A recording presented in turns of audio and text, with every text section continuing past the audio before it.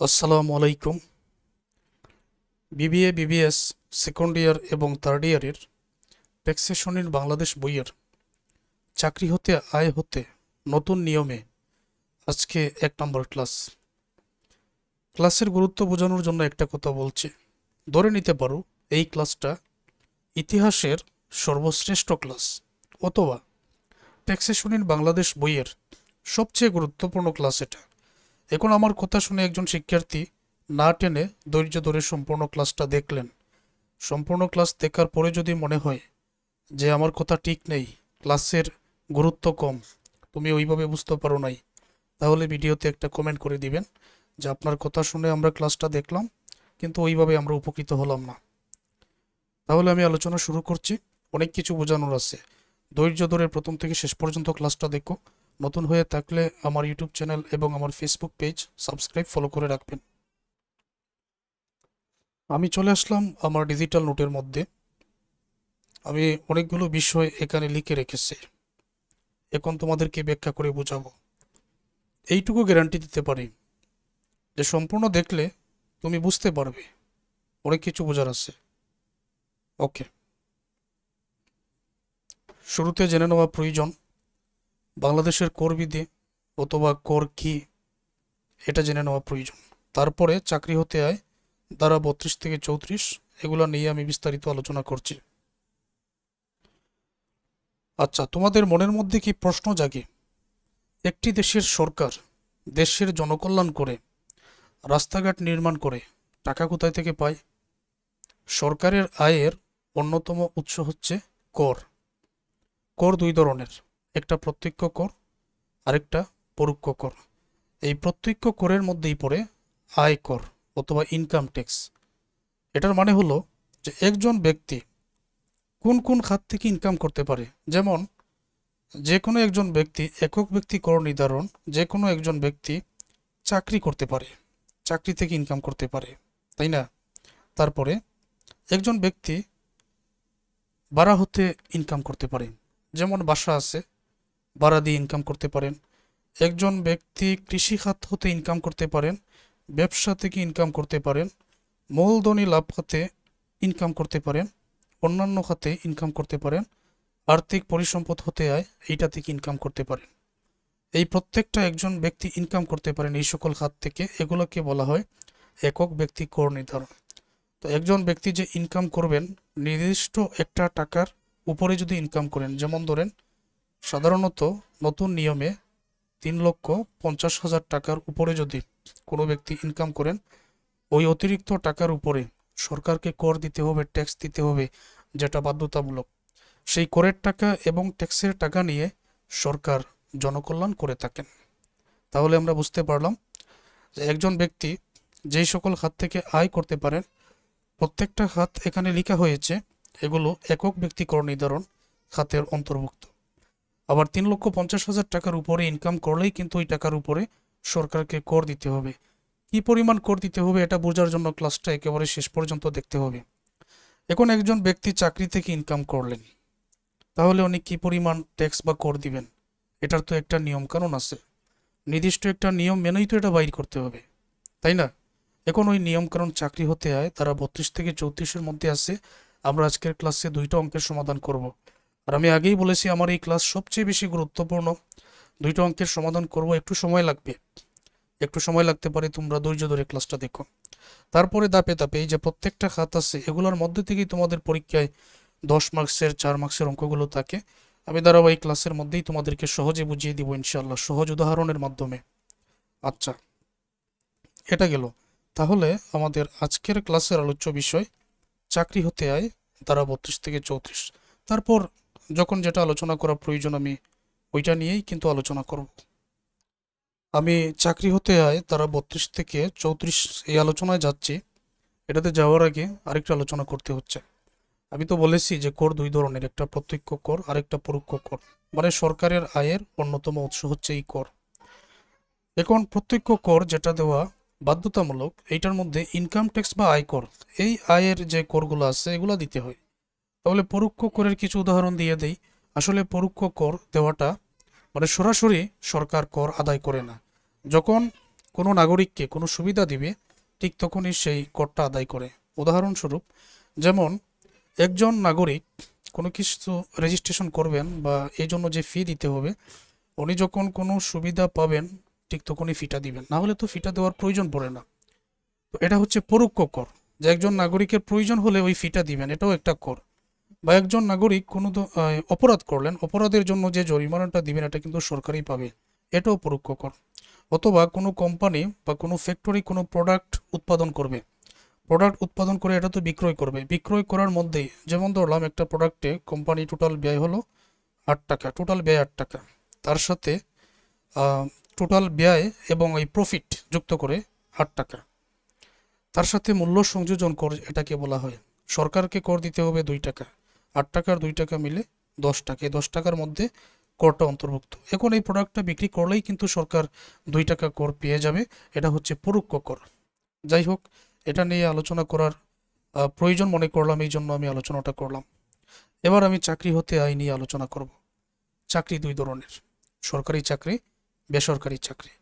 আচ্ছা, তোমাদের কি মনে হয় যে বেসরকারি চাকরিজীবী যেই পরিমাণ ইনকাম ট্যাক্স দিবেন বা কর দিবেন, সরকারি চাকরিজীবী কি একই রকম ইনকাম ট্যাক্স দিবেন?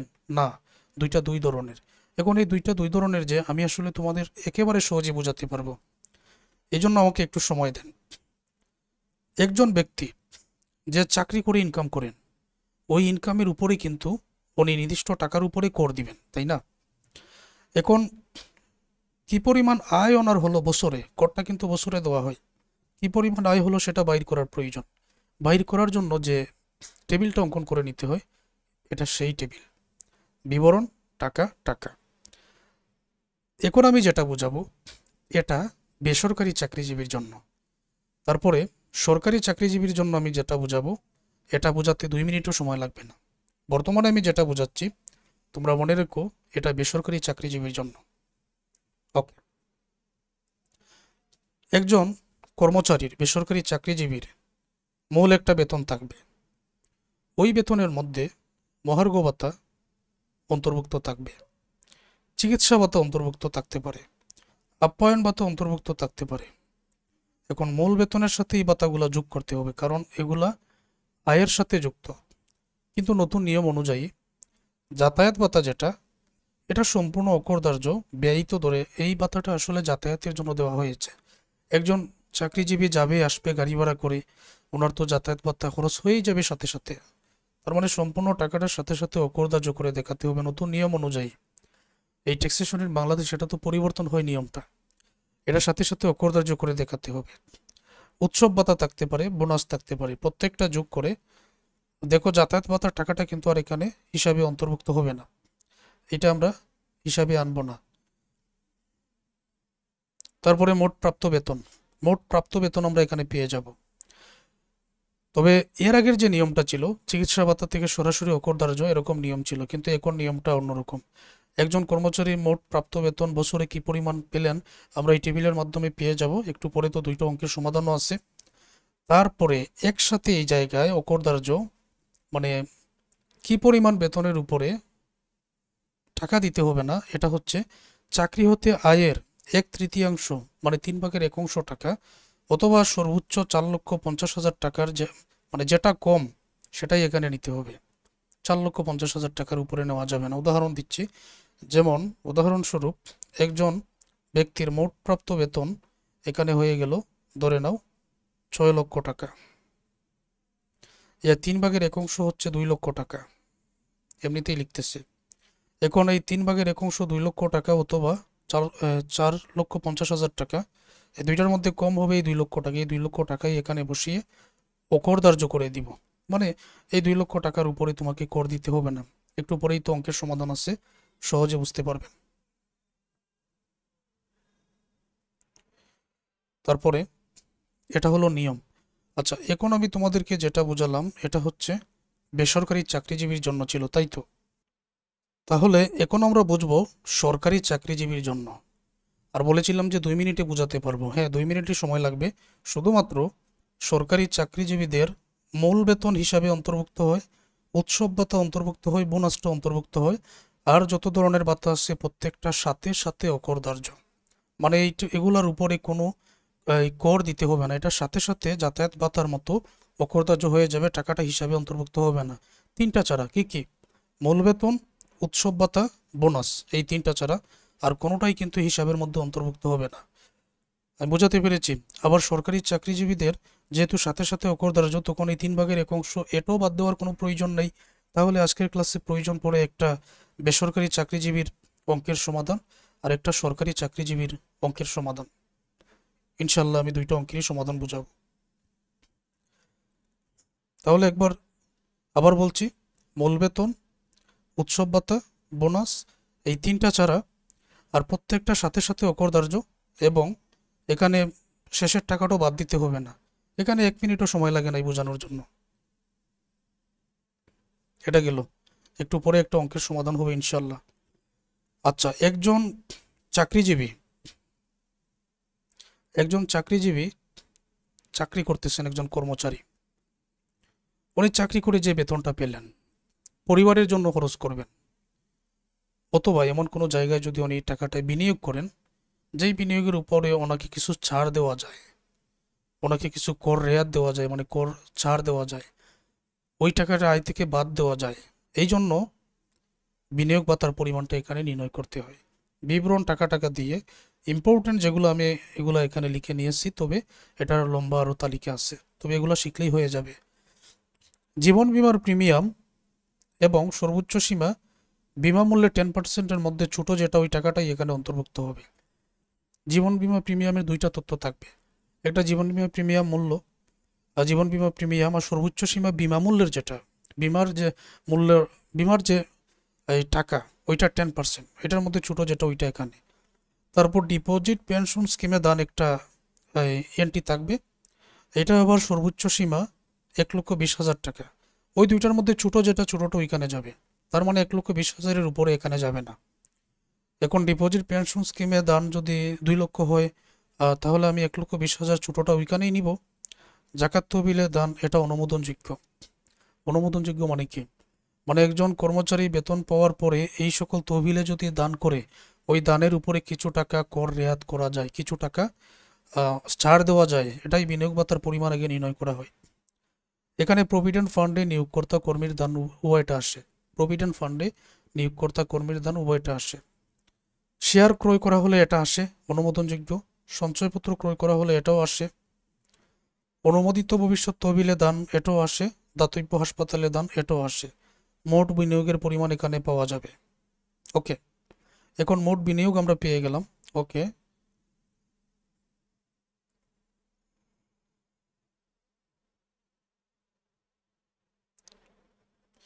যতটা থাকে ততটাই তো লিখবো, সবগুলো তো আর অঙ্কের মধ্যে থাকবে না, একটু পরেই বুঝবো। মোট বিনিয়োগের যে টাকাটা, এইটার বাইর করার নিয়ম কি? এখন আমি কি পরিমাণ ছাড় দিব? এখানে আবার তিনটা কাজ।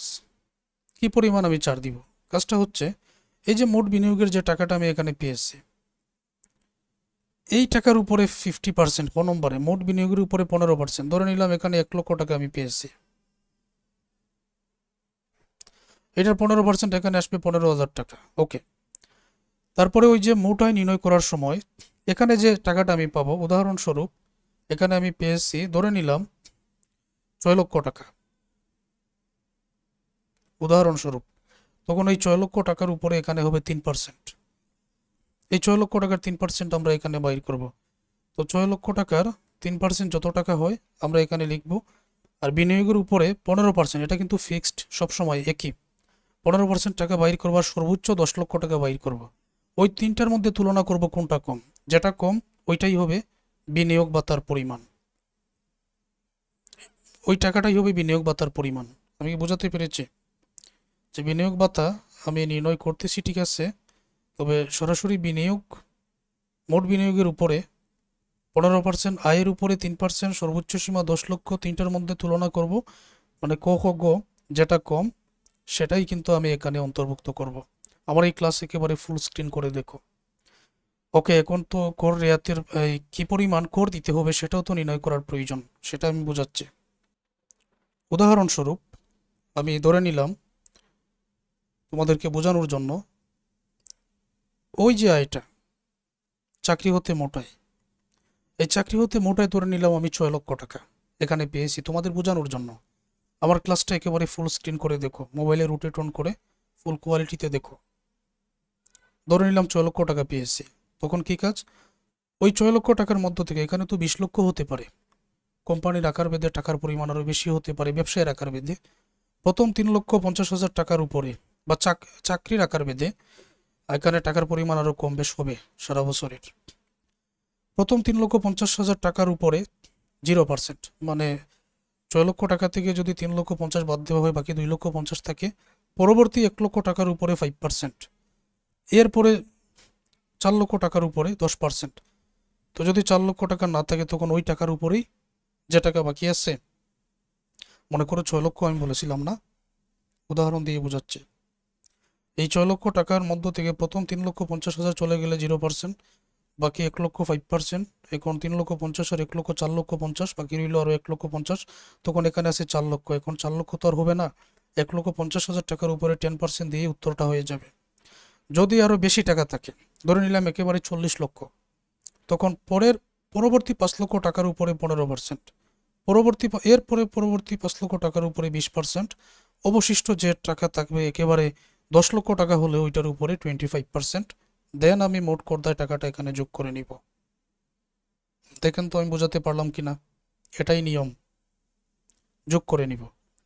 এখন তোমাদের কি মনে আছে একটু আগে একটা বিনিয়োগ ভাতার পরিমাণ বাইর করেছিলাম যাতে করের টাকা থেকে কিছু টাকা ছাড় দেওয়া যায়, মনে আছে? ওই যে বিনিয়োগ ভাতার পরিমাণ ক খ গ তিনটার মধ্যে যেটা কম, ওই টাকাটা কি করব, ওই টাকাটা এখানে আমি মাইনাস করে দিব, কর রেয়াতের পরিমাণ মাইনাস করে দিয়ে অবশিষ্ট যে টাকা থাকবে ওই টাকা আমাকে কর দিতেই হবে, দেওয়া বাধ্যতামূলক। মানে যিনি কর্মচারী থাকবেন ওনাকে কর দিতে হবে, দেওয়াটা বাধ্যতামূলক। তো এই হচ্ছে তোমাদের বেসিক আলোচনা, যেটা ডিজিটাল নোটের মধ্যে হাতে কলমে তোমাদেরকে বোঝানোর চেষ্টা করলাম।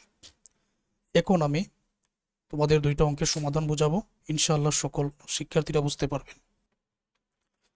বিবিএ বিবিএস প্রথম বর্ষ থেকে 4র্থ বর্ষ পর্যন্ত তোমাদের যত গাণিতিক বই আছে প্রত্যেকটা গাণিতিক বইয়ের আমার অনলাইন প্রাইভেট ব্যাচে যুক্ত হয়ে অধ্যায় ভিত্তিক ধারাবাহিক ক্লাসগুলো দেখে বাসায় বসে ভালো একটা প্রস্তুতি নিতে পারো। সাথে আমার হ্যান্ড নোট যেরকমটা একটু আগে দেখলেন, সমাধান সহ সাজেশন সব কিছুই পাবেন। আর আমার ইউটিউব চ্যানেল তো আছেই, ইউটিউব চ্যানেলে ফ্রি ক্লাসগুলো দেখলেই আমার সম্পর্কে তোমাদের ধারণা হয়ে যাবে। যারা ক্লাস দেখতেছেন তোমাদের কাছে দাবি তোমাদের বন্ধুদেরকে আমার হোয়াটসঅ্যাপ নাম্বার দিয়ে আমার অনলাইন কোর্সে ভর্তি করিয়ে দিবেন। আর নিজেদের কোনো বইয়ের কোর্সের প্রয়োজন হলে যতটাই গাণিতিক বই থাকুক না কেন আমার অনলাইনে যোগাযোগ করে হোয়াটসঅ্যাপে যোগাযোগ করে কোর্সে ভর্তি হতে পারো। প্রিয় শিক্ষার্থী, তোমাদেরকে ক্লাসটা এখন ফুল স্ক্রিন করে নিতে হবে যাতে দেখতে কোনো অসুবিধা না হয়। জনাব হারুন উত্তরা ব্যাংকের একজন সিনিয়র অফিসার। 2023-24 আয় বছরে তার আয়সমূহ ছিল নিম্নরূপ। উত্তরা ব্যাংকের একজন সিনিয়র অফিসার, উনি হচ্ছেন একজন বেসরকারি চাকরিজীবী। 2023-24 আয় বছরে তার আয়সমূহ ছিল নিম্নরূপ, যেখানে মাসিক বেতন 35,000 টাকা। আমার কিন্তু সারা বছরের বেতনের টাকার প্রয়োজন। মহার্ঘ ভাতা 20%, মানে এটা মূল বেতনের 20%। উৎসব বোনাস 2 মাসের মূল বেতনের সমান। তো 1 মাসের বেতন 35,000, তাহলে 2 মাসের 70,000। আপ্যায়ন ভাতা মাসিক 500 টাকা, প্রকৃত খরচ 400 টাকা। প্রকৃত খরচ দেখার কোনো প্রয়োজন নেই, আপ্যায়ন ভাতা মাসিক 500 টাকা। যেহেতু আমার সারা বছরের টাকার হিসাব করতে হবে, তাহলে মাসিক যতটা হিসাব আছে প্রত্যেকটা হিসাবকে 12 দ্বারা গুণ করে তারপরে নিতে হবে।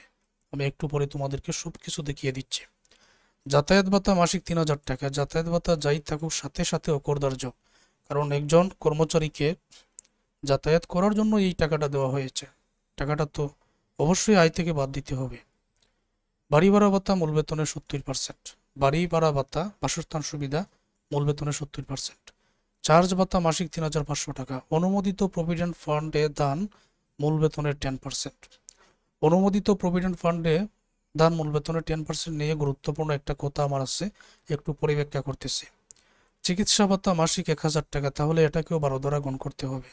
উনি যেই পরিমাণ বেতন পেয়েছেন এগুলো হচ্ছে ওনার আয়ের অন্তর্ভুক্ত, কিন্তু বেতনটা পাওয়ার পরে উনি কিছু খরচ করেছেন বা বিনিয়োগ করেছেন। কি সেটা?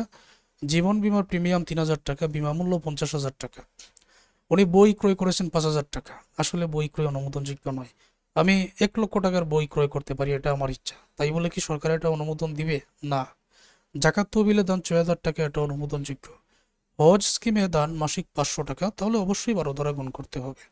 ডিপোজিট পেনশন স্কিমে দান 1,000 টাকা, মাসিক 12 দ্বারা গুণ করতে হবে। শেয়ার ক্রয় 10,000 টাকা সেকেন্ডারি মার্কেট থেকে, এটা অনুমোদনযোগ্য। কর্মচারী কল্যাণ তহবিলে দান মাসিক 50 টাকা, যৌথ বিমায় দান মাসিক 40 টাকা, প্রত্যেকটাকে 12 দ্বারা গুণ করে আনতে হবে। জনাব হারুনের মোট আয় এবং কর দায় নির্ণয় করো। আমরা মোট আয় আর কর দায় নির্ণয় করবো ঠিক আগের নিয়মে। আমি এই প্রশ্নটা এখানে রেখে দিলাম, আর মোট আয়টা তোমাদেরকে এখানে বুঝিয়ে দিচ্ছি। এখানে আছে 23-24 আয় বছরে, তাহলে আয় বর্ষ হবে 2023-24, আরও 1 বছর বাড়িয়ে কর বর্ষ হবে 2024-25। এটা সবসময়, যদি এখানে আয় বর্ষ 2021-22 হতো, তাহলে কর বর্ষ কি 2022-23, আরও 1 বছর বাড়িয়ে, এটাই নিয়ম। করদাতা জনাব হারুন। এগুলো লিখা হলো। এখন দেখো, একটা একটা করে এখানে আমি লিখতেছি, তোমাদেরকে ক্লাস একেবারে ফুল স্ক্রিন করে দেখে নিতে হবে। মাসিক বেতন 35,000 টাকা, তাহলে এটা 12 মাসের বেতন হবে 35,000 গুণ 12, 4,20,000 টাকা। মহার্ঘ ভাতা 20%, তাহলে মূল বেতন 4,20,000-এর মহার্ঘ ভাতা মূল বেতনে 20% মানে 4,20,000-এ 20%, 84,000 টাকা। তারপর তুমি আগে পরে যে কোনো সময় আনতে পারো, অসুবিধা নেই। উৎসব বোনাস আছে 2 মাসের মূল বেতনের সমান, তো উৎসব বোনাস এখানে আনা হয়েছে, তুমি আগেও আনতে পারো, ধারাবাহিক লিখবে। বইয়ের, আমি তো বই থেকে অঙ্কটা সমাধান বোঝাচ্ছি, তুমি ধারাবাহিক লিখবে। উৎসব বোনাস 1 মাসের 35,000, তাহলে 2 মাসের 70,000, এটা তুমি আগেও লিখে নিতে পারো। এখানে আছে আপ্যায়ন ভাতা মাসিক 500 টাকা, তাহলে আপ্যায়ন ভাতা মাসে 500, 12 মাসে 6,000। যাতায়াত ভাতা মাসিক 3,000, যাতায়াত ভাতা মাসে যদি 3,000 হয়, 12 মাসে 3 × 34,000, সাথে সাথে অকর দর্জ, এটা থেকে কোনো টাকা হিসাবে অন্তর্ভুক্ত হবে না। বাড়ি ভাড়া ভাতা মূল বেতনের 70%, তাহলে এটা আবাসন সুবিধা বা বাড়ি ভাড়া ভাতাও আমরা লিখতে পারি। তো মূল বেতনের 70%, মূল বেতন তো 4,20,000, এটা 70%, 2,94,000। চার্জ ভাতা মাসিক 3,500 টাকা, ওকে। চার্জ ভাতা মাসে 3,500, 12 মাসে 42,000। অনুমোদিত প্রভিডেন্ট ফান্ডের দান মূল বেতনের 10%। এই যে অনুমোদিত প্রভিডেন্ট ফান্ড, এটা উল্লেখ থাকলেই নিয়োগকর্তার দান ওনার আয়ের মধ্যে অন্তর্ভুক্ত হবে, কিন্তু ওনারটা বিনিয়োগ ভাতা মধ্যে অন্তর্ভুক্ত হবে। মানে আমি বলতে চাই, অনুমোদিত প্রভিডেন্ট ফান্ডে উল্লেখ থাকলেই মনে করতে হবে যে নিজেও দান করেন, নিয়োগকর্তাও দান করেন অনুমোদিত প্রভিডেন্ট ফান্ডে, মানে এই কথা থাকলেই তোমাকে এটা মনে করতে হবে। তবে ওনার আয়ের মধ্যে অনুমোদিত প্রভিডেন্ট ফান্ডে নিয়োগকর্তার যে দান, মূল বেতন তো 4,20,000, এটা 10%, 42,000, ওইটাই শুধু এখানে অন্তর্ভুক্ত হবে। 2,94,000-এর 42,000। আর তো কোনো আয় এখানে, আরেকটা আছে চিকিৎসা ভাতা মাসিক 1,000 টাকা, 12 মাসে 12,000। আয়গুলা তো শেষ, দেখো আমি এখানে প্রত্যেকটা নিয়ে আসছি, তুমি ধারাবাহিকভাবে নিয়ে আসবে।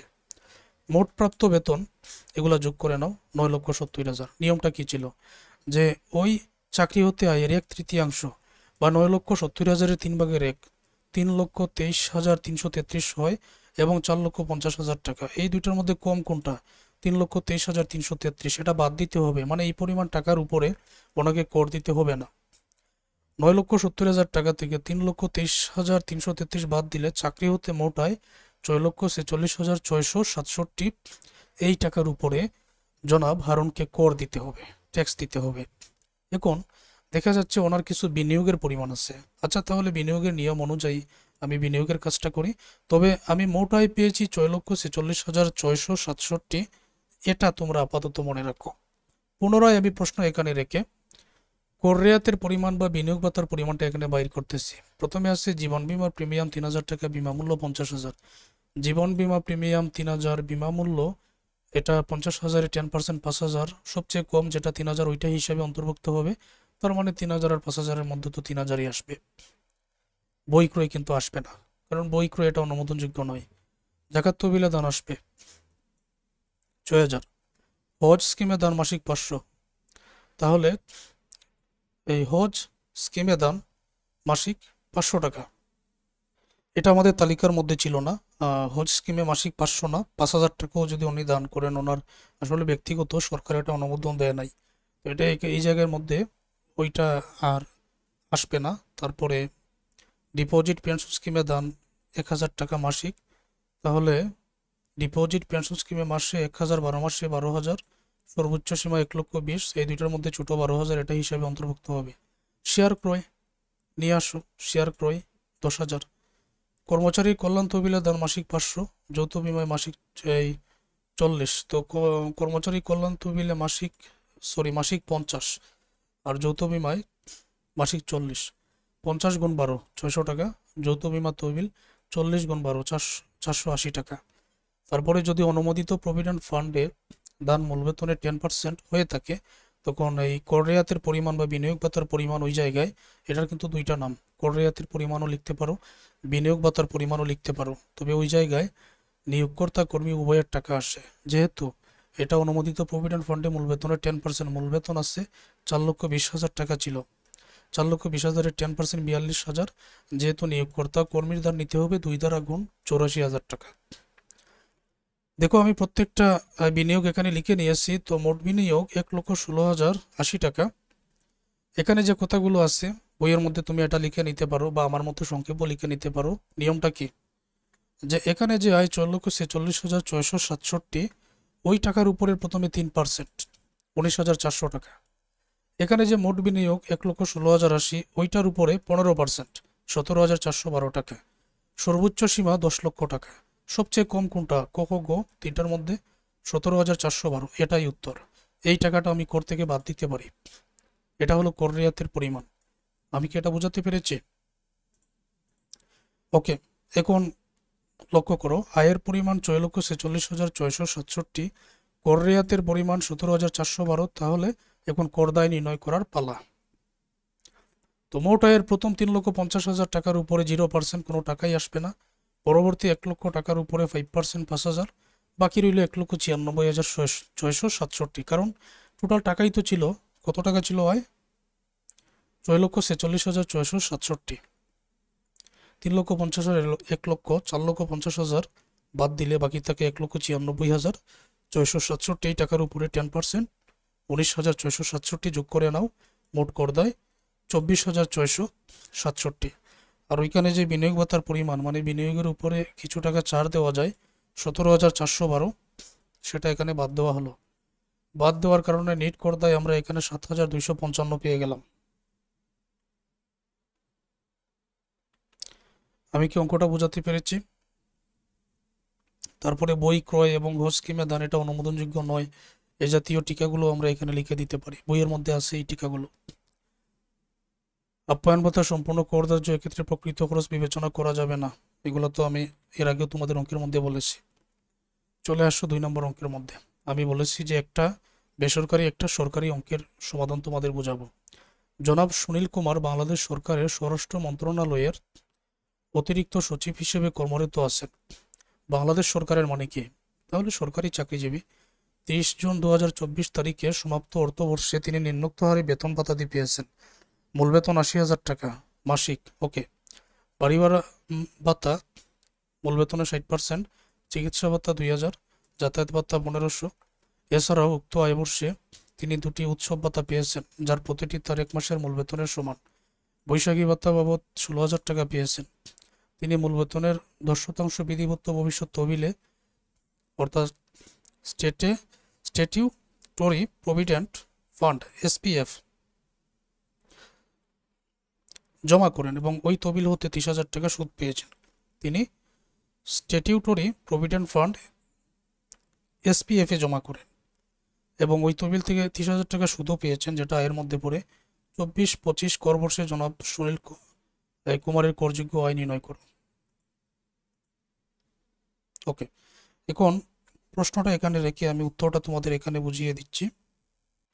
তোমাদের কি মনে আছে যে সরকারি চাকরিজীবীর জন্য কোন 3টা অনুমোদনযোগ্য? একটা হলো মূল বেতন, আরেকটা হচ্ছে উৎসব ভাতা, আরেকটা বোনাস, আর পরবর্তী প্রত্যেকটাই অকরদার্য। তো বিবরণসমূহ আয়ের পরিমাণ, কর অব্যাহতিপ্রাপ্ত আয় মানে যেটার উপরে কর দিতে হবে না, নিট করযোগ্য আয়। এখন দেখো, মূল বেতন 80,000 মাসে, মূল বেতন মাসে 80,000, 12 মাসে 9,60,000, এটা আবার করযোগ্য আয়, আয়ের মধ্যে অন্তর্ভুক্ত হয়ে গেল। বাড়ি ভাড়া ভাতা মূল বেতনের 60%, তাহলে 9,60,000-এর 60% 5,76,000, এই যে 2 নম্বরটিকে 9,60,000-এর 60% 5,76,000। আমি বলেছি যে মূল বেতন, উৎসব ভাতা, বোনাস ছাড়া প্রত্যেকটাই করদার্য, মানে এটাকে কর দিতে হবে না। এটাও কর অব্যাহতিপ্রাপ্ত আয়ের ঘরেই বসবে, এটা মোট আয়ের ঘরে আসবে না। চিকিৎসা ভাতা 2,000 টাকা মাসিক, 12 মাসে 24,000, এটাতেও কর দিতে হবে না। যাতায়াত ভাতা 1,500, 12 মাসে 18,000, এটাও কর দিতে হবে না।